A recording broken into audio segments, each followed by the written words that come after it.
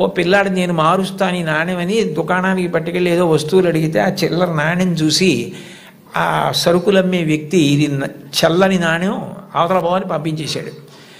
లతా మంగేష్కర్ చిన్నపిల్ల గౌన్లు వేసుకొని తిరుగుతున్న రోజులు నేను చూడు వెళ్ళి విజయం సాధించి సరుకులు పట్టుకొస్తానని పరిగెత్తికెళ్ళి గల్లా పెట్టెని ఉండేది, అది పెట్టే తెరవక్కర్లేదు, కన్న ఉండేది, అందులోంచి నాణ్యాలు పడేసేవారు పూర్వం.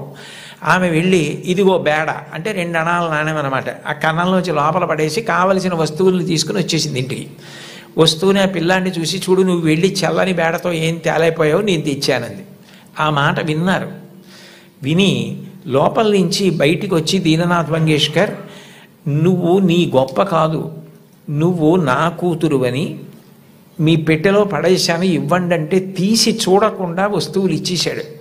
కానీ ఇవాళ సాయంకాలం ఆయన డబ్బులు లెక్క పెట్టుకుంటాడు.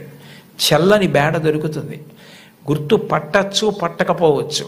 నువ్వు ఇలా మోసం చేయడం ఈ వయస్సులో నేర్చుకుంటే నీ జీవితం ఎలా వృద్ధిలోకి వస్తుంది, నువ్వు ఎట్లా బాగుపడతావు? ఈసారికి నీకు చిన్నతనం కలిగితే కలిగింది, నీకు ఇంకొక బేడ ఇస్తాను, ఈ బేడ పట్టుకెళ్ళి నువ్వు ఆయనకి ఇచ్చేసి అయ్యా నేను మిమ్మల్ని మోసం చేశాను, మీ గళ్ళాపెట్టిలో వేసింది సరి అయిన బేడ కాదు, నేను తప్పు చేశాను, ఇంకెప్పుడు ఇట్లాంటి పని చేయను, నా తండ్రికి అగౌరవం తేను, మా నాన్నగారికి ఈ విషయం తెలియదు, నన్ను మందలించి పంపారు అని చెప్పి వెళ్ళి ఇచ్చేసి వచ్చేసేయండి.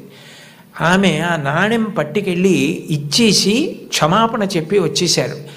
ఆ సంఘటన నా జీవితాంతం నాకు జ్ఞాపకం ఉండిపోయింది. ఆ పైన నా జీవితంలో నేను ఎప్పుడు ఎవరిని మోసం చేయడానికి ఇష్టపడలేదు, మా నాన్నగారి ముఖం ఆయన మాట గుర్తొచ్చింది అని చెప్పుకుందావిడే. తండ్రి మాట పిల్లల్ని చిక్కుతుంది, తండ్రి మాట పెడచెవిన పెట్టకండి. తండ్రి గారు మిమ్మల్ని ప్రేమగా పిలిచి చెప్పినా కోపంగా చెప్పినా తండ్రి యొక్క వ్యధ ఆయన హృదయంలో మీరు పాడైపోకూడదన్న ఆర్తి ఉంటుంది తప్ప మిమ్మల్ని ఏదో దండించాలనేటటువంటి తాపత్రయం ఉండదు.